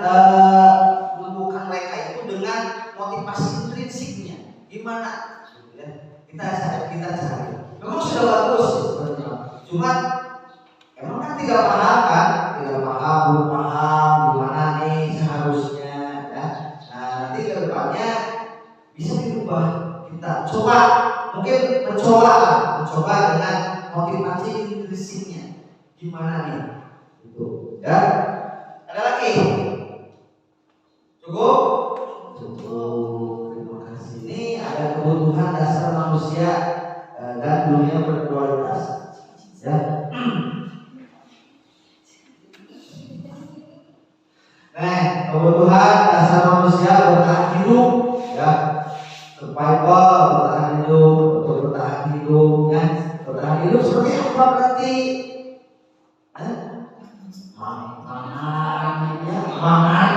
Makan lagi, ya. Hidup untuk bertahan hidup. Itu masalahnya dengan materi berarti itu mah ya. Itu ada rasa diterima nih, ya. Kebutuhan dasar itu rasa diterima. Ketika misalkan ada tetangga mau hajatan misalkan, terus tidak diundang, sakit kan? Sakit. Yang jauh tidak diundang, yang dekat tidak diundang, pasti. Nah itu sama dengan merasa diterima. Gitu. Tuh kebebasan hidup, tapi kebebasannya di mana? Nah kebebasan orang berpendapat, kita diyakini kelas, gitu ya. Nah penguasaan, power, ya. Jadi ketika itu ada kekuatan bagi mereka itu, ya. Kesenangan, happy fun, pembelajaran ya menyenangkan. Nah, itu harus senang, ya. Harus mendapatkan kesenangan. Itu kebutuhan dasar manusia. Selanjutnya dunia berkualitas bagi saya adalah ketika saya dapat bermanfaat bagi orang lain, ya. Nah, dunia berkualitas bagi saya itu berarti ketika saya dapat bermanfaat bagi orang lain dan membantu orang lain menyelesaikan masalahnya dan menjadikan orang lain juga bermanfaat bagi lingkungan. Dunia berkualitas bagi saya itu yang itu, ya. Nih seperti saya, ya. Jadi ketika saya itu bermanfaat bagi orang lain dan orang lain bisa menyelesaikan masalah, itu bagi saya. Dan dunia berkualitas itu seperti itu. Bukan dunia berkualitas kan, wah saya bermegah-megahan, nah, punya mobil 10 misalkan, ya, batur atau orang lain membangun, ingat aja kita itu harus membangun loh, ya. Jangan seperti itu, ya. Jadi dunia berkualitas itu walaupun kita tidak punya harta, tapi kita itu punya pikiran, punya otak, ya. Jadi yang kaya belum tentu bermanfaat bagi orang lain. Tapi kita yang miskin, yang tidak punya harta, bisa jadi bermanfaat bagi orang lain. Itu gimana caranya? Kita berusaha, ya. Itu kita berusaha. Kadang-kadang misalkan kalau orang kaya nih kerja bakti aja, karena dengan kesibukannya tidak kerja bakti. Tapi kita orang miskin bisa bekerja bakti, ya. Bisa bergotong royong, membantu orang lain, bermanfaatkan diri bagi orang lain. Itu, ya. Sedikit, oke lah, kita sedikit dulu lah.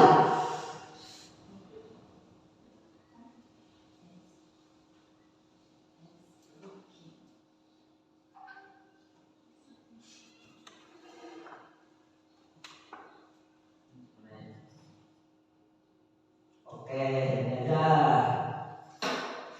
Coba. Oke, berdiri semuanya.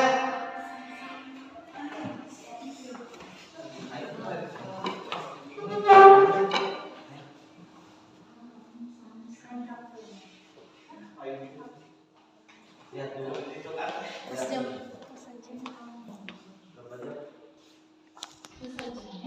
Untuk melatih konsentrasi.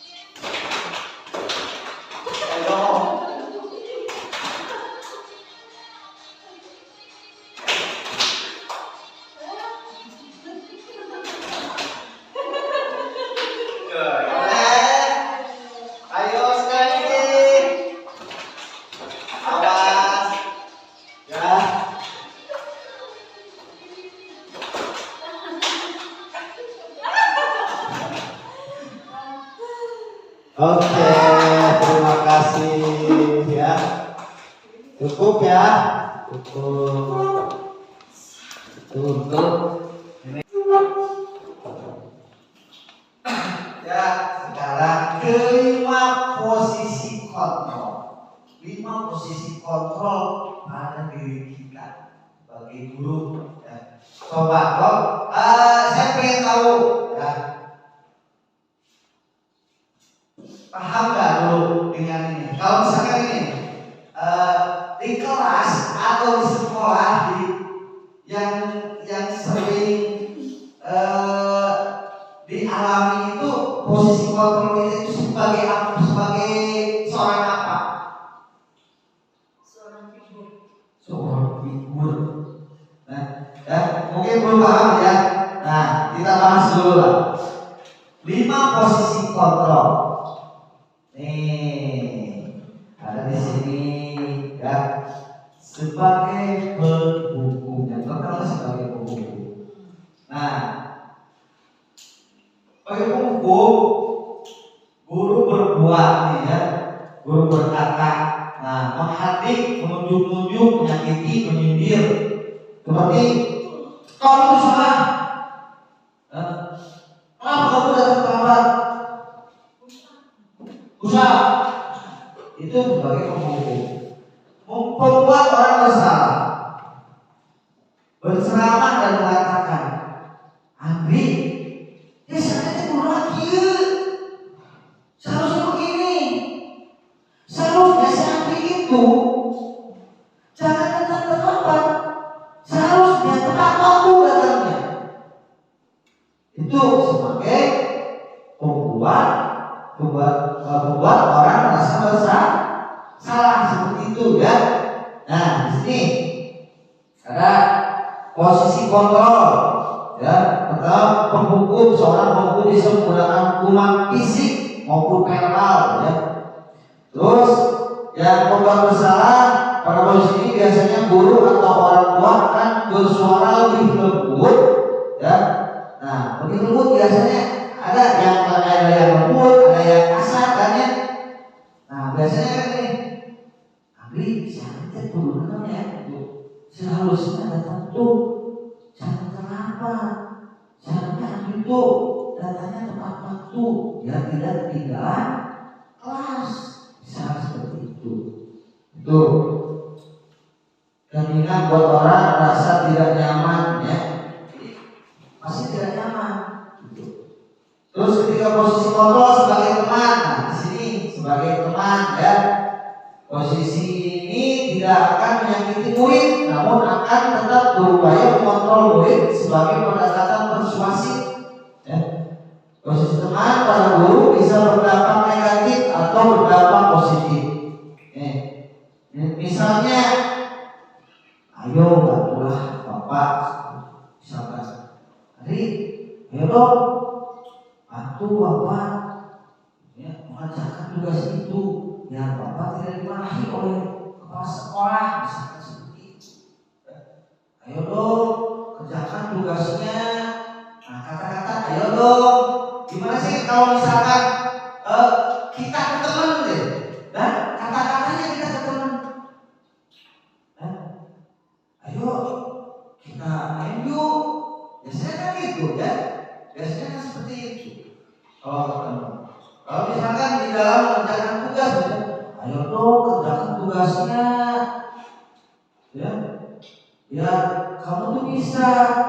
Nah, itu kan perkataannya posisinya itu sebagai teman, tuh.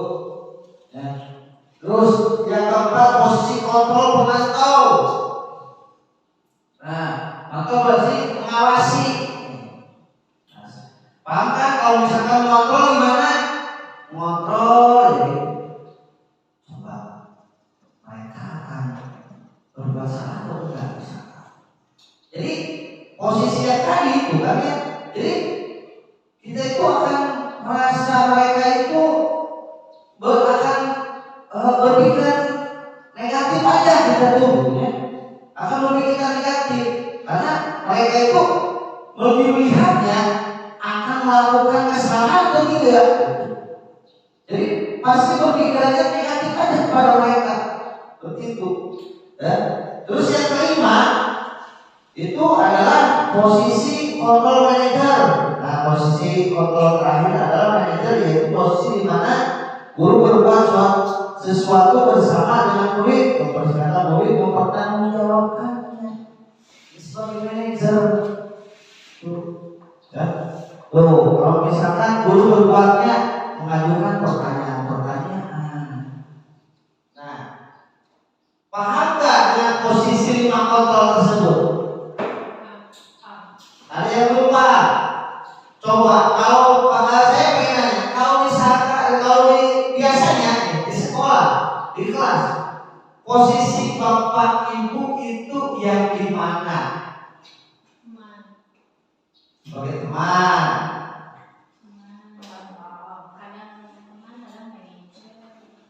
Ada manajer. Ada belum enggak? Keseringannya ini. Keseringannya apa? Kalau misalkan di kelas, misalkan keseringannya ya seperti apa? Memantau dan menghukum. Setuju enggak? Setuju enggak? Kalau misalkan dulu ya kemarin lah misalkan yang sering dilaksanakan di kelas itu, keseringan itu penghukum dan pemantau dan yang tiga ya, membuat orang merasa bersalah, benar nggak? Apalagi penghukum. Dan ketika misalkan anakku melakukan kesalahan, pasti itu menghukumnya. Kamu tuh. Kalau tidak beres nulis, tidak boleh istirahat. Ya, nah itu. Ya, pasti. Kita itu seorang penghukum, ya. Dan seperti yang dulu-dulu tuh ya, yang pengajaran yang dulu-dulu waktu ya saya juga merasakan ketika misalkan ketiduran atau ribut langsung ya dilempar sama penghapus. Akhirnya muka putih, ini bejot ya, seperti itu. Ada atau sampai ya mereka sampai sampai berdiri ya, kursi kami bilang kencana katanya kan. Nah itu sampai di sini yang daki misalkan lulu daki itu sampai berdarah ya, sampai digosok kakinya sampai berdarah. Ada kan kalau misalkan yang jelat-jelat putih ya, kayak yang apa ya, nggak suka digosok tuh, yang juga digosok ya kaki gitu ya kaki. Jadi harus sudah ada itunya. Karena itu kan udah menempel. Itu kan susah kalau misalnya nggak mungkin langsung sekaligus. Itu kadang-kadang sampai berdarah ya itu. Nah itu kan sebagai penghukum tuh ya. Mungkin dengan kebijakan pemerintah itu sampai yang itu karena banyak yang kejadian sampai pidana ya seperti itu. Nah itu. Nah yang seharusnya kita lakukan itu adalah sebagai manajer dan sebagai teman seharusnya. Itu yang bagusnya sebagai manajer tuh kan, sebagai manajer di sana mengajukan pertanyaan-pertanyaan. Jadi kembali lagi belum tadi ya ke keyakinan kelas, bisa ke pertanyaannya ya sebagai manajer tuh, kenapa kamu membuang sampah sembarangan? Apa konsekuensinya? Gimana kalau misalkan membuang sampah sembarangan akan mengakibatkan apa? Ya, jadi bukan pertanyaan-pertanyaan yang kembali kepada mereka. Itu. Tuh. Jelas? Ada yang mau ditanyakan dulu? Enggak. Nih, coba. Saya kecewa sekali dengan kamu. Ini siapa yang mengontrol? Yang mengatakan di posisi kontrol? Membuat merasa bersalah. Kamu tidak pernah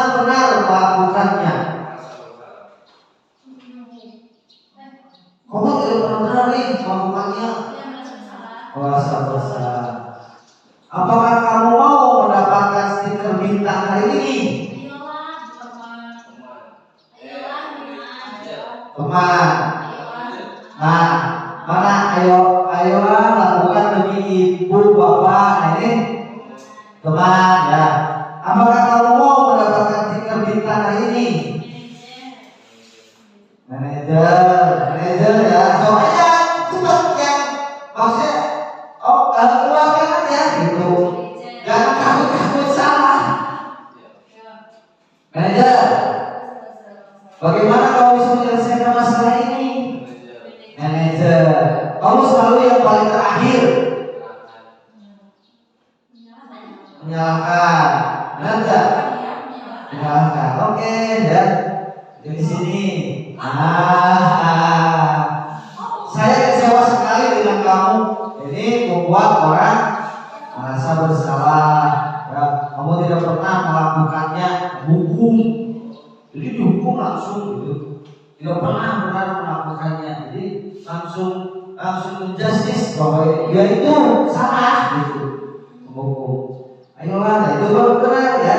Apakah kamu mau mendapatkan stiker bintang hari ini? Ini sebagai pemantau ya. Nah, bagaimana kamu bisa menyelesaikan masalah ini? Manajer ya. Terus kamu selalu yang paling terakhir di buku ya. Apa? Nah ini apa uji kontrol yang sering kita lakukan pada murid kita tadi ya, yang dibahas. Nah ini segitiga restitusi.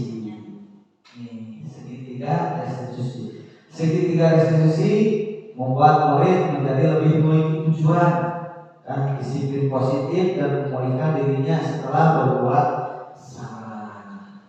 Itu ya. Jadi memulihkan dirinya setelah berbuat salah itu. Jadi merefleksikan dirinya sendiri. Merefleksikan dirinya sendiri itu ya. Nah kita tonton dulu lah. Kita nanti sedikit ya. Kita nanti sedikit.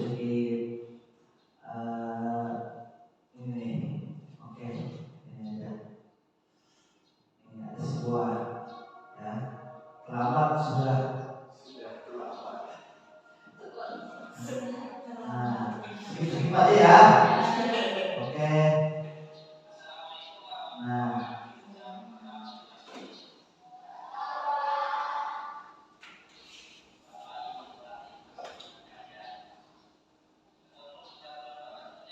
Oh, ada peraturan kan? Ada peraturan.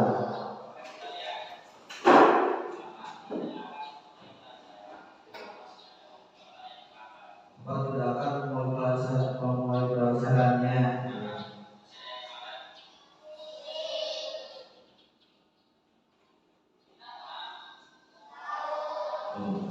Ada yang selamat.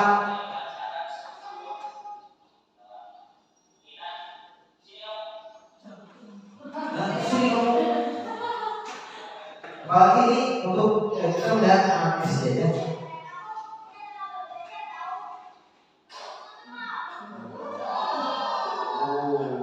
Ini akan ya, ini kan termasuk ke dalam bullying kan ya?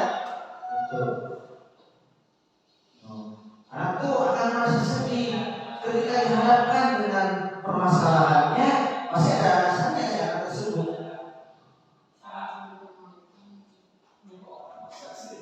Hari kedua masuk sekolah. Nih berarti nih.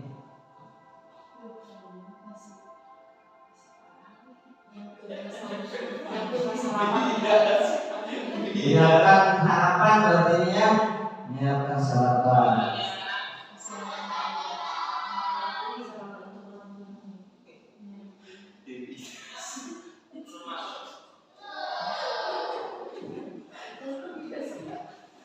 Nah ini itu ketiga. Ini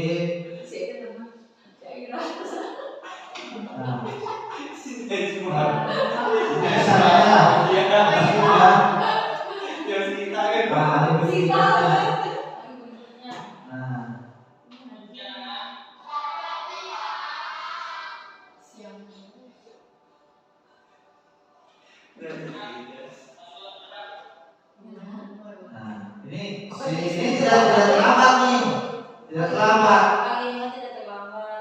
Tapi tetap dipanggil ke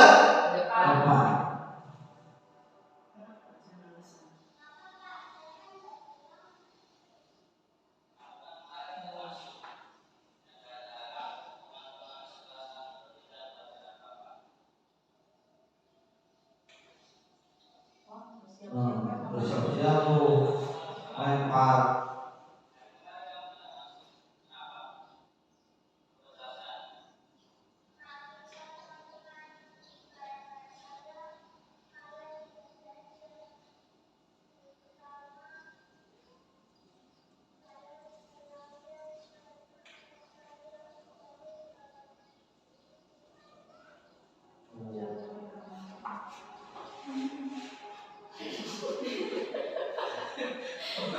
Pusing pakai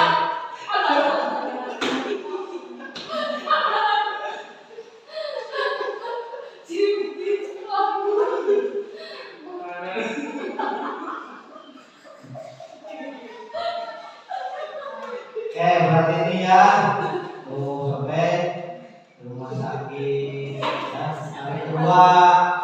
Hari keduanya apa nanti ngasih makan ya. Oh stroke ya, jadi stroke ininya bapaknya jadi stroke ya.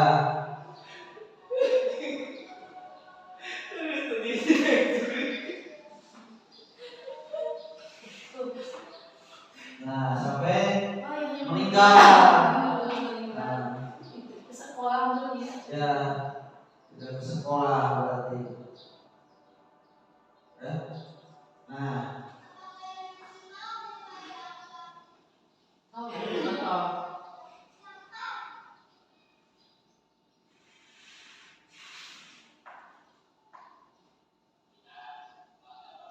nah ya berarti nah dari kejadian video di sana itu jadi kita jangan langsung menjudge gitu ya. Jadi jangan langsung menghukum ya, menghukum si anak gitu. Nah tapi kalau dengan adanya itu kan peraturan kan yang tadi juga dibahas oleh bapak gurunya, peraturan dari bapak kalau misalkan masih ada yang datang terlambat, kita tidak memulai proses pembelajaran. Nah, tapi kalau misalkan dengan keyakinan keras, yakin ini tidak akan seperti itu, ya. Dan tidak tahu kan permasalahannya seperti apa, langsung menghukum bahwa dia itu salah. Masa orang merasa berbuat orang merasa bersalah, itu ya. Tidak ada toleransinya seperti itu. Padahal semua orang ketika melakukan kesalahan ada sebabnya. Itu harusnya tanyakan dulu kenapa sebabnya. Ya, nanti anak kalau misalkan seperti ini yang tadi kami bahas bisa jadi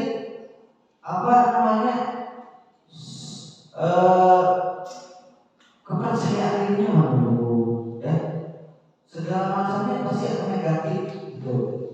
Tuh ya. Nah langkah-langkah penerapan segitiga restitusi. Nah, jadi harus yang pertama validasi tindakan yang salah. Tuh, ya. Maka menstabilkan identitas dulu nih, menstabilkan identitas ya. Jadi pokoknya menstabilkan identitas itu adalah menurut siswa untuk berefleksi bahwa tindakannya salah, tapi dengan menanyakan. Tapi jangan sampai jangan sampai kamu salah. Jadi tanyakan dulu ya.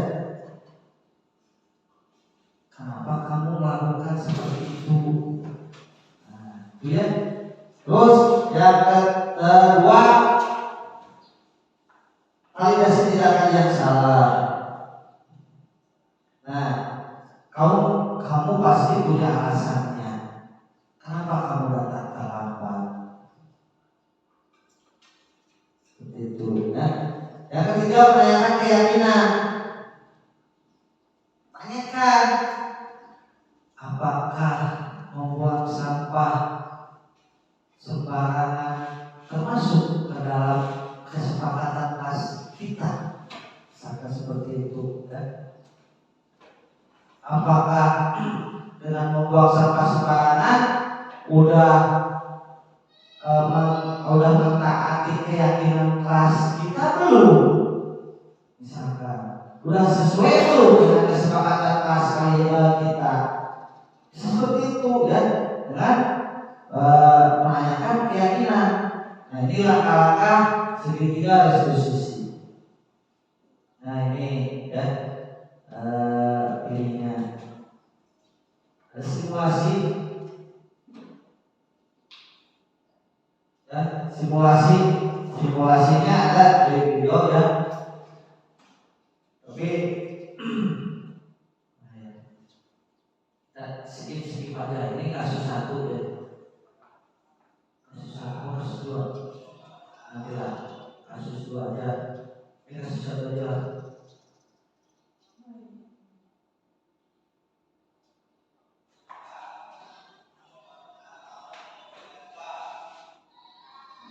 Ini ada seseorang siswa memukuli temannya karena temannya mengejek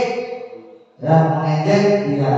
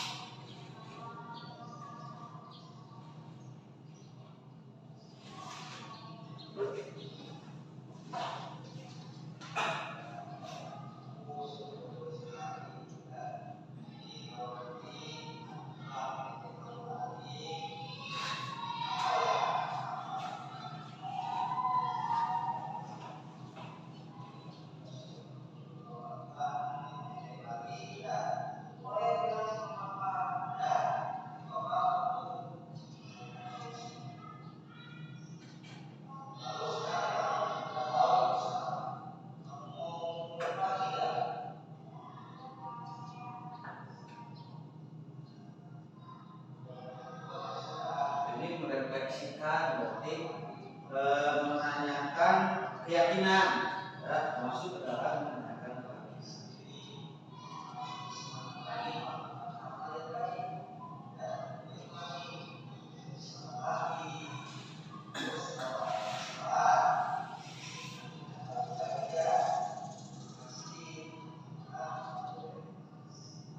itu contoh keyakinan kelas keyakinan.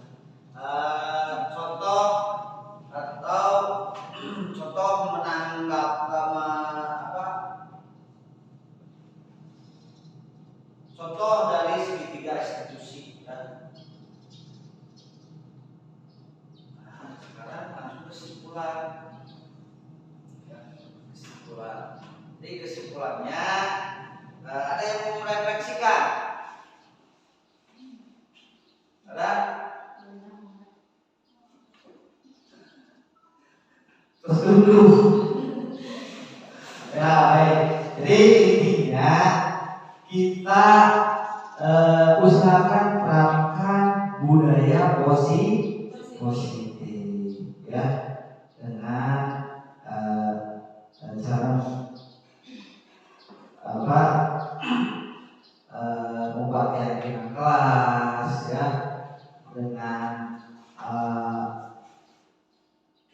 itu dengan prima posisi kontrol ya, terapkan sebagai manajer ya, sebagai manajer jangan sebagai hukum.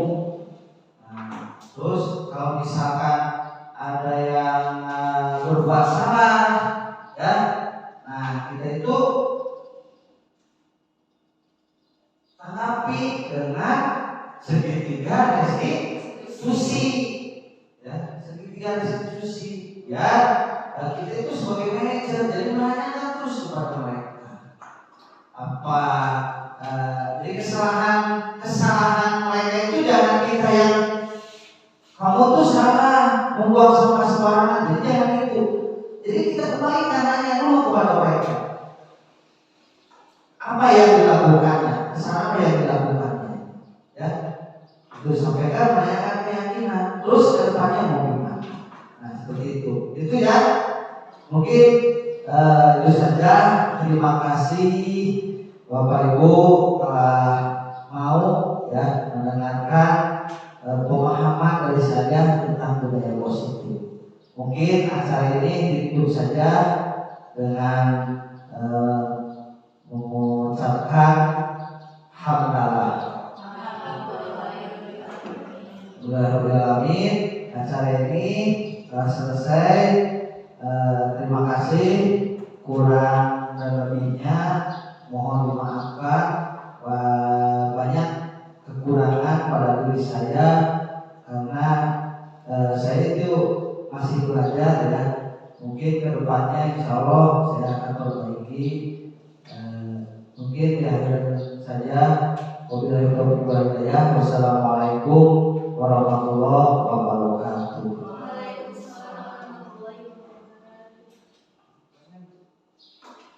Mana Awi? Oh ya Allah. Wow, ini kali kedua.